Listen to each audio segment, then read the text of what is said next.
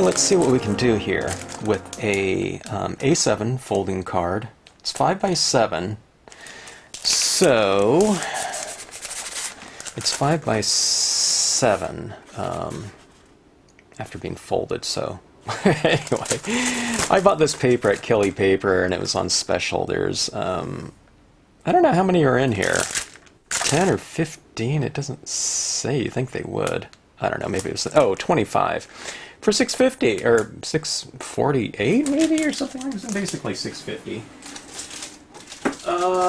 I really love doing these folded cards. It really saves me time, and plus I'm lazy, which people don't believe a lot of times. They think I'm not lazy when it comes to working on designs, and I want, you know, my scenes a certain way, but I don't want a bunch of tedium and things like that. So just simply having that fold kind of built in right there, I don't know, to me, those are the types of things that I think about, and I like the fact that it saves me a lot of time. Okay, so speaking of that, this is going to be a quick card, and we'll see how fast this type of thing can come around. Alright, I'm just going to stick with the same imagery that I used on a photo stamping piece so that we can do a little comparison contrast type of thing. I thought that was really fun, and I don't know, just a perfect application for photo stamping. Going with something, as I mentioned in the photo stamping video, going with imagery that's a little bit more kind of solid in nature. You don't want to have things too airy when you're stamping in front of all this texture. But also, when it comes to, I got some ink on my hand there. When it comes to darker scenes like this, you want to have some imagery that have some body to it. Okay, now I've done this scene before on black paper. I love doing it. If you've seen this before, forgive me, but I'm going to do some splatter painting on there. I think I've done that before. I don't even remember. But that has just been a lot of fun, and I'm going to do something with that again. Because that splatter painting really worked really nicely on that photo stamping piece, so it was just really awesome. And I want to do it here, okay? So see what I mean? It has to be a little bit lighter, otherwise that's not, you know, it's just not going to show up. Or it has to be darker, you know, like that. And if it was lighter, yeah, you'd have all that black showing through. I mean, I guess if you have some kind of special effects that you can embellish with, that would be cool. Alright, we're going to some additional rocks down here. That was the light rocks and waves. These ones, these rocks down here are called rocks and waves. Okay, so they kind of merge perfectly with that imagery. They look a little bit closer probably, but if I stamp them up higher, they can just represent, you know, larger rocks, but farther back in the distance. Okay. So that is a lot of fun. See that right there? And we can see our fold. I'm leaving it open right now just so I don't have to, you know, if I have this folded in half, I have to stamp on this kind of more wobbly surface. I'd rather have it flat. Okay, so let's see. I thought I would do a saying in here too, a quote stamp. And let's take a look at some quotes. Where are my Scenic Sentiments? I have some sentiments that are kind of more focused around things like stars and whatnot, but this one would be a really fantastic one too for a lighthouse. Love must be as much a light as it is a flame, so we can have this light going across there. Oh yeah, darn it. I forgot about that light that I'm going to have in there. Let's build that in there first because we're going to have to work around that. But here's another really fun technique on any type of light source. You can have things like clouds too with the light coming through. And that's just so much fun to do. And it's really easy, of course. So how do you do a light beam in here? You know, well, this isn't going to reach. Well, that reaches right here. So just a couple pieces of paper, right? And I flared. This looked kind of weird to me. So you go lighthouse, you kind of flare it. But see, I'm just kind of putting that right on the top of that. See where the light is on that lighthouse? Right there. Okay, so the top portion, don't have it coming from down here, but put it right up into the light and just flare it a little bit, you know, have it kind of going back in perspective or coming out in perspective, whatever. Like about like so. And let's make it a little bit more narrow, because I have that quote stamp somewhere that I'm thinking I want to add in there. I hope it's not an either or. Oh, well, you know what? This is going to be a card, so I can always stamp the saying inside the card, right? Okay, so that solves a couple problems. Unless I want it on the front. Okay, so this is white pigment ink. Just use whatever white pigment ink you have. And I'm just sponging it in. You can use a sponge or whatever type of applicator you want. Don't go too thick, you know, you don't want a bunch of like shapes of your applicator everywhere, so don't kind of like smack it in there, just kind of lightly dab it. Almost like think about like you're adding like a powdery foundation to something. All right, and you can, one of the things I like to do is I like to kind of curtain the light beam a little bit more. And what I mean by that is I like to have it a little bit maybe thicker and lighter on one side than the other, and maybe a little bit thicker towards the light, so as it moves away from the light it kind of dissipates a little bit. Alright, so we do a little bit more paint over here, so I'm building it up over here and maybe on the top. I don't know, I did it kind of equally in the beginning, and it looked a little bit too harsh. I wanted to have a little bit more opacity towards the light to make it bright or lighter, and then as it moved away I thought it looked better if it just kind of became a little bit more translucent. Okay, so see that right there? Can you see the difference right there? It's a little bit brighter right there, and then it kind of dissipates. When I did it like that all the way across, I mean, it looked okay, but it was a little bit awkward. When you do it this way with some of the blue showing through, it kind of becomes, the light becomes a part of the atmosphere, okay, as opposed to this really solid line going across. I mean, a really harsh example would be, let's say if I just cut this piece of paper and I cut it, you know, at an angle like that, or really this one right here. Let's say I cut an angle, and if I put that down there, look how light that would be. It would be super white. But you do that, and that it becomes a little bit more atmospheric, you know, and kind of in the spirit of what that represents, and that represents moisture in the air that's being illuminated by that, you know, by the light. So anyway, little trick there. So just use less, you know, than more, and it might be a lot more effective for you. Okay, so moving on here. This is just your white gel pen, and watch how fun this is. I'm making the light right in here a little bit lighter, so I'm just kind of coloring in, but look at these little areas on the lighthouse. This is what's really fun about working on dark paper. Okay, so I'm just coloring in that space. And now if you're doing like a cabin or something in the woods, you do this, or you can do it with a yellow pen or something of that sort, and it becomes like a interior lit structure. All right. Okay, now this paint right here, I call it paint. It's, you know, the pigment ink. It's almost paint-like. This is really fun too. Now, watch this right here. I'm really blotting it off. I applied some ink on here, but I'm blotting it off a lot, okay? If you need to blot on something darker so you can see what's happening, then do that. But you really want it where there's barely any ink being applied, okay? So, see, I'm just kind of adding this a little bit on around the splashing waves, and it's kind of on the top of them like that. I don't do it over the whole thing because it would be too much, I think.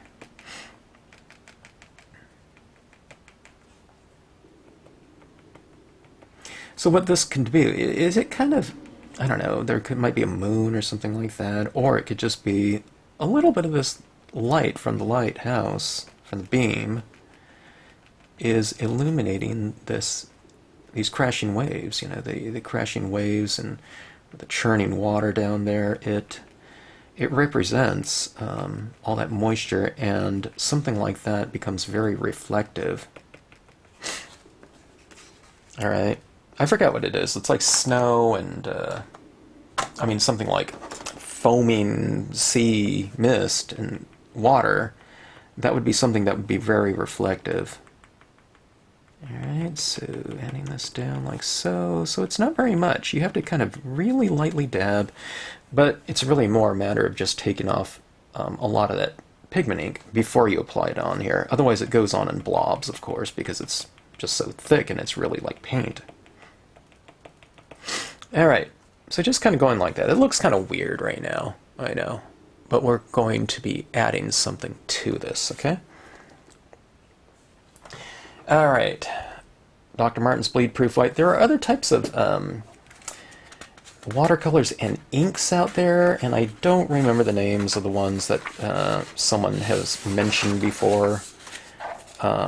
They said that it worked really well for them, and I saw some of the results and it looked great. So if you know some sort of white ink or whatnot, you know, try it out.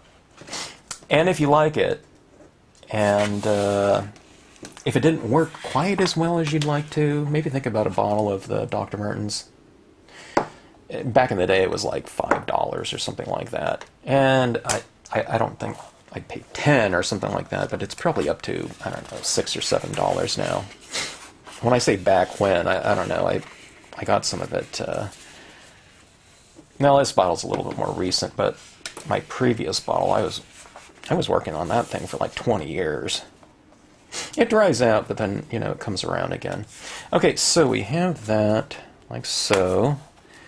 And I'm trying to think, you know, I was thinking that if I have some of the, like this is going to be a card like this. Okay, let me go ahead and fold it now. I was thinking it wouldn't be a bad idea to have some of this on the back side of it, some of the stars. I'm going to splatter paint this whole thing. Why not? Okay, so I added a little bit of water to this before, and you want it about the consistency of like a really thin syrup or something like that. I mean, I don't know. If you're a calligrapher and you're drawing, writing, you know, with the dip pens onto black paper and you want it really opaque, maybe it has to be thicker. But just in general, you want it thin enough to where you can splatter off of whatever type of instrument you're using. I use just an old toothbrush. Okay. All right, so this is going to represent a couple of different things. I don't know. Some of it might get in front of the lighthouse. I don't care about that. But it's generally supposed to, for me, represent stars here. But I'll put some down here too, like the splashing waves. So we'll give it, you know, some consistency from one part of the scene to the next.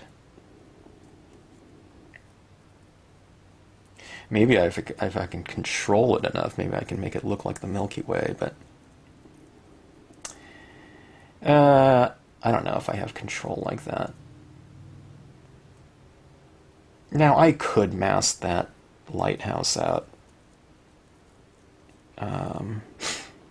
if I wanted to, but or if I really didn't want some of that ink on top of it. I can probably just scrape it off, though.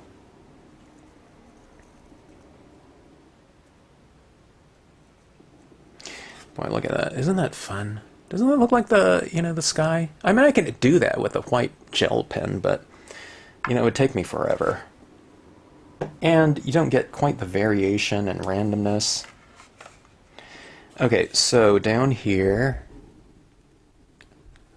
in this area right here, isn't that a perfect spot for opportunity for some of this splatter painting? So I get a little bit closer. When I'm doing the stars, I'm probably a little bit farther away, but this has to be a little bit more directed, so kind of adding it down like so. I really like this idea of this crashing waves and this kind of similar texture down here, because it kind of really relates to those stars up there. It's almost like, you know, the waves and crashing waves are kind of going up there and creating the stars or whatever.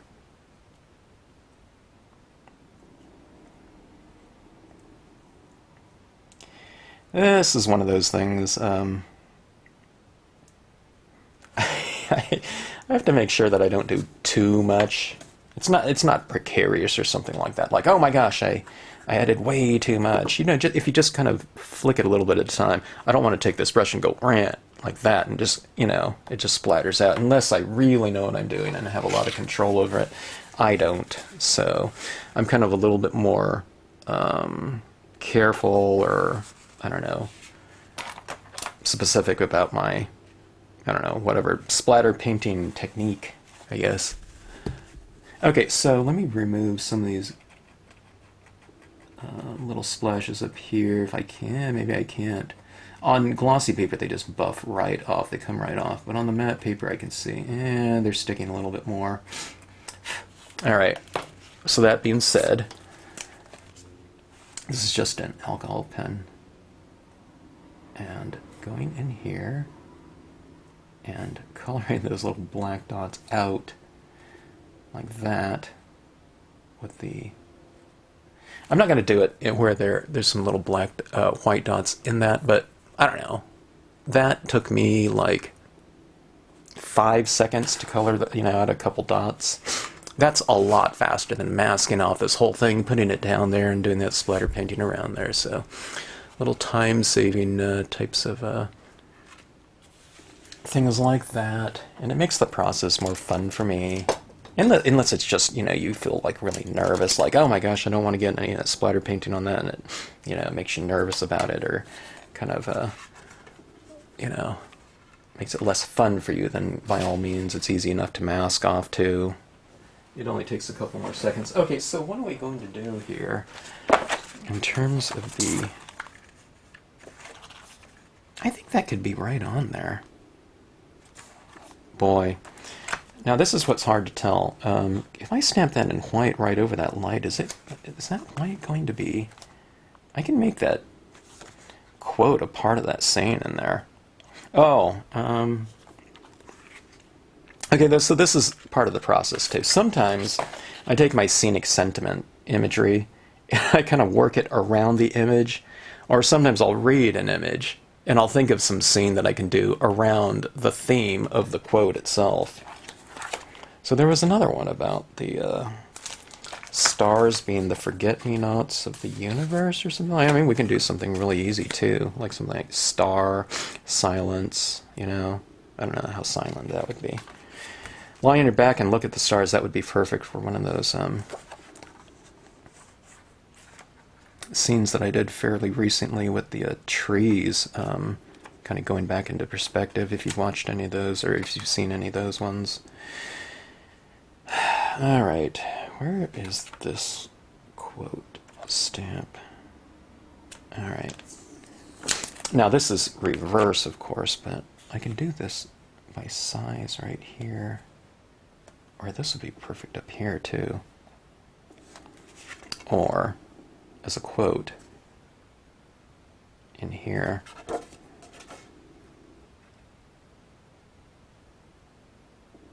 Alright, let's go on the interior here.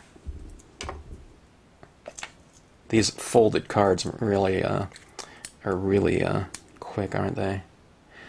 Alright, so we're going to have to stamp this in white.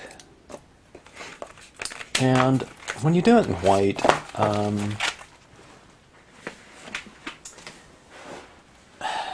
it doesn't matter what ink you're going with.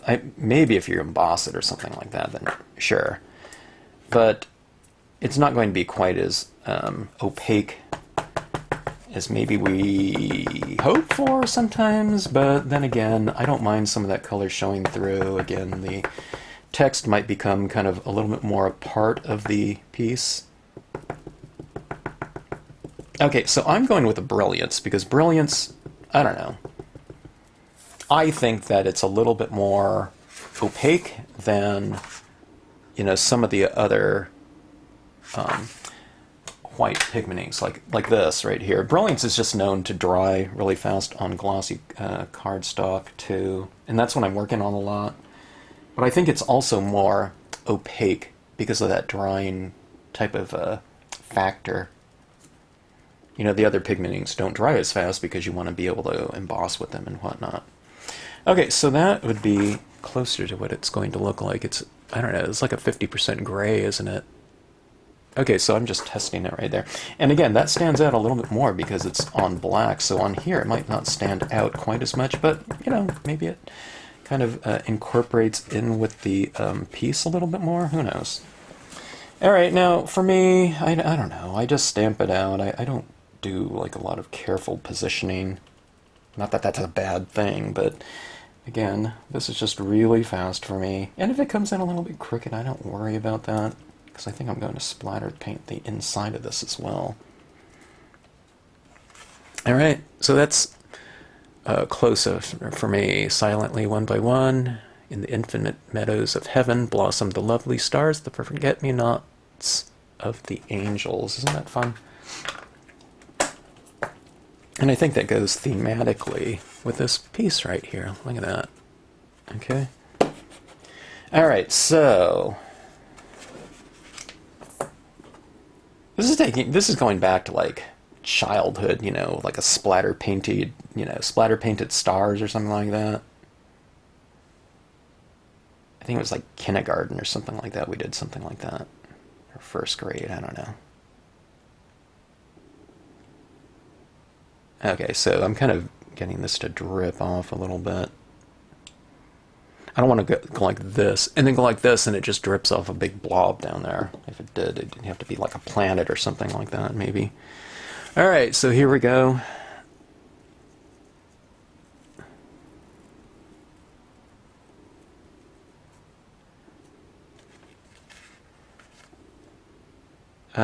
Maybe I won't go too much down here, because if I write something across there, I don't want to be roller balling or gel penning some of that ink up into my ball. Well, let's put a couple of them in there at least, but not too much, okay? So I'll leave it kind of more bare. And let's go a little bit more up here, maybe, like that. Okay, something like that. All right. Now, we don't have to go and look up a bunch of things, but it certainly is easy to do so. But you can add in like a specific constellation in here if you want. I didn't memorize a lot of them, but let's go with now Orion. Let me see. Orion is something like this.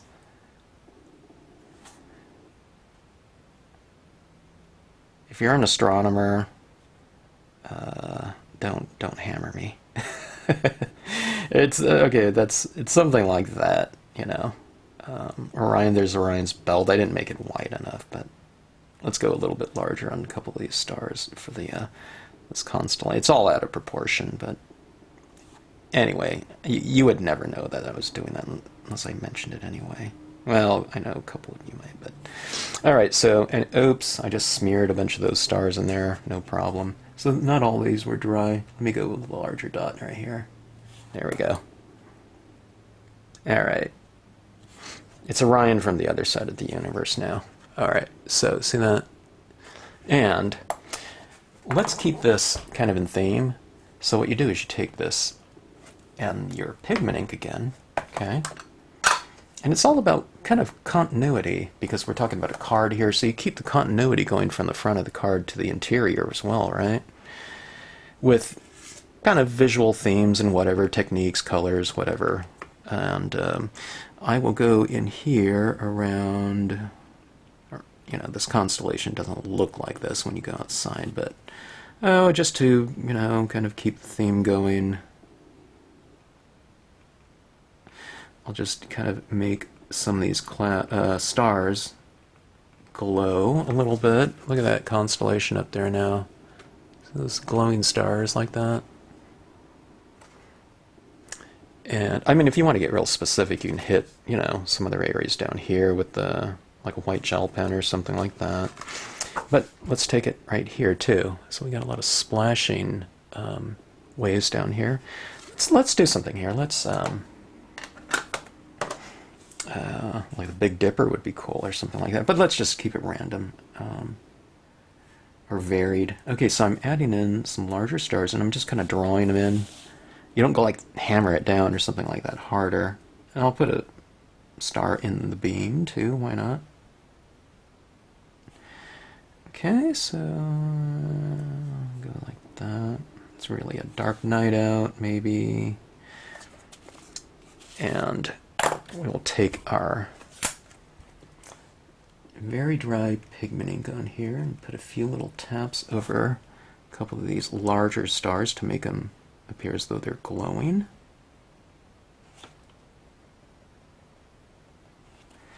All right, let's see, here we go. Oh, see that right there? Those stars are really fun, especially on this dark paper like that. But let's also make it glow right around the lamp. Okay, that's the source of light. It would stand to reason that would be kind of illuminated within that space, right? So see what I'm doing here? I'm just adding a very light touch on here. I'm tapping it no less than, I don't know, what, 20 times or something like that, just to get that really faint glow. Okay? See how it kind of glows like that? Let's put a little bit of glow around this window too. Okay, so it's like the light is kind of affecting the moisture in the air and making it kind of illuminated right there. All right, so anyway, that is really fun stuff.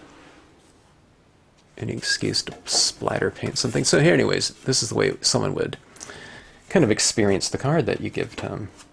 It wouldn't be bad to put something in the front too, a quote, you know, somewhere in here too, huh?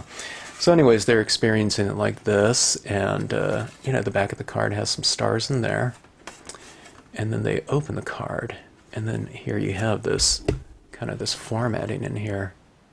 If you're making a card for someone, you know, it's really cool. It's if you know their birth date and you find out what constellation, you know, is their month or whatever, and you kind of put it up there and you kind of emphasize that, or this could say happy birthday or something like that, you know, you're my star or something like that, and you're my North Star type of thing, and you can make it really thematic like that. So anyway, so a pretty quick card, and I think really full from a textural standpoint.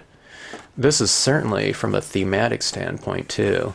All right, so here's the things that I think really make this kind of cohesive in terms of a piece, okay? First of all, we go in with some sort of pigment ink in here, okay? So that's this, I don't know, thematic tie in here. I mean, certainly this beam of light is the main feature of the piece. We're gonna look at that, you know, it's the dominant focal point of the piece. But what you do is you add a little bit down somewhere else. I mean, it's really subtle, right? And then here it is again around a couple stars, you know, that little translucent, little glowing light. I mean, here it's a stronger beam, but it's still translucent because you see the color coming through it. Then we open it up here, and here it is in here. And certainly, okay, so the splatter painting stars, you know, oh, the translucent printout of the text, and the splatter painting down here for stars and crashing waves and whatnot.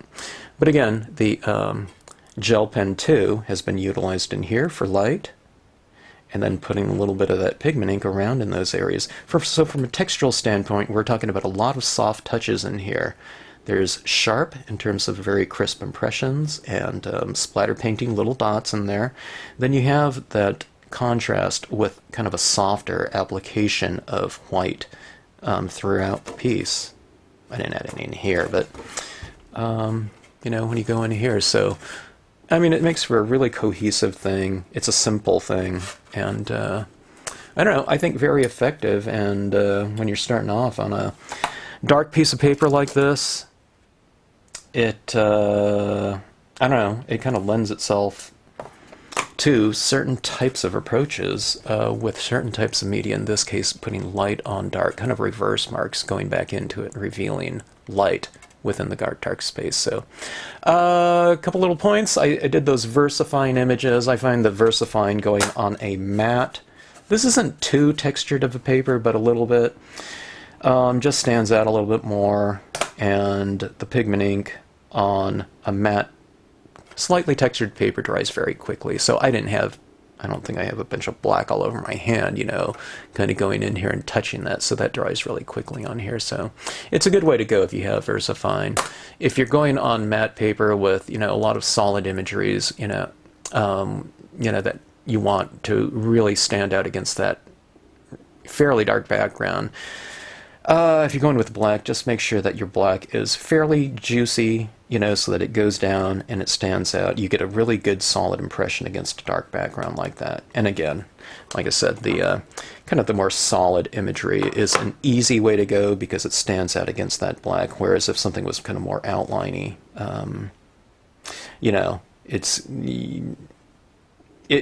your imagery is going to be buried into the piece a little bit more just because of the dark nature of it. So anyways, hope you liked the scene. Hope you had a fun time watching. If you stamped along, and this would be a good stamp along piece right here. And if you did that, hope you had a great time. And if you have any questions, drop me a note in the comment section. 5x7 dark cardstock stamping fun for quick scenes.